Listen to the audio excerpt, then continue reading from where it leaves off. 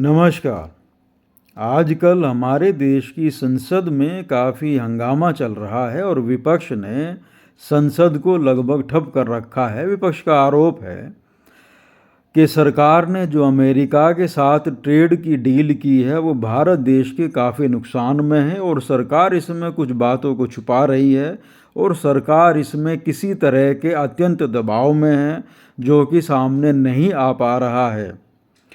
क्योंकि जो trade deal हुई है उसमें भारत के ऊपर टैरिफ तो रहेगा 18% का, जो पहले 2 से 4% था। बीच में अमेरिका ने उसको 50% कर दिया था, उसके बाद उसको वहाँ से घटा करके 25% किया, अब 18% है। लेकिन पहले ये 2 से 4% था, तो 18% तो देना ही पड़ेगा।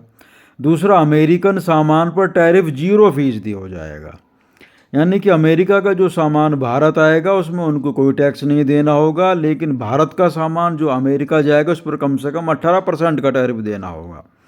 तो इस विचार से तो भारत को काफ़ी नुकसान है। दूसरी बात यह है कि अमेरिका के लिए सरकार ने कृषि सेक्टर को खोल दिया है और उनके खेती से संबंधित उत्पाद अब भारत में आएंगे, जिससे अमेरिका के किसानों को बहुत फ़ायदा होगा। लेकिन क्या भारत का एग्रीकल्चर सेक्टर इसके लिए तैयार है? क्या भारत के फार्मर्स इतने शक्तिशाली हैं कि वे इन चीज़ों को झेल सकते हैं कि उनका सामान भारत के बाज़ार से ही बाहर हो जाएगा?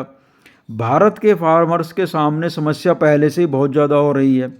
उसको संभालने के स्थान पर अगर हम दूसरे देशों के एग्रीकल्चर के जो सामान हैं, चीज़ें हैं, वे भारत में आने लगेंगी और उस पर टैरिफ भी नहीं लगेगा, तो वे चीज़ें यहाँ सस्ती हो जाएंगी, तो भारतीय फार्मर्स के उत्पाद महंगे हो जाएंगे, तो अपने देश में ही वे लोग अपने सामान को बेच नहीं पाएंगे।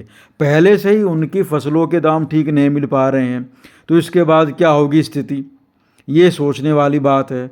तो विपक्ष ये कह रहा है कि ऐसा कौन सा दबाव आ गया है सरकार के ऊपर कि वो अमेरिका के सामने इस तरीके से घुटने टेक रही है और इस तरह के नुकसान की ट्रेड डील कर रही है। और मज़े की बात यह है कि भारत की मीडिया इस ट्रेड डील को डिफेंड कर रही है। ये कौन सा तरीका है, ये समझ से बाहर है। दूसरी बात, चीन वाला पक्ष आ रहा है इसमें। नरवाणे की जो किताब है जो कि छप नहीं पाई है अभी तक, और रक्षा मंत्रालय में सिक्योरिटी में वहाँ पर है, और उसके ऊपर विचार विमर्श चल रहा है लगभग 1-1.5 साल से। उसमें जो बातें सामने आई हैं उसके ऊपर भी काफ़ी हंगामा हो रहा है। अब विपक्ष जब ये बातें रख रहा है तो इनको एक तरफा खारिज करना संभव नहीं है। देश के सामने पारदर्शिता होनी चाहिए, देश को ये मालूम होना चाहिए कि वास्तव में हो क्या रहा है।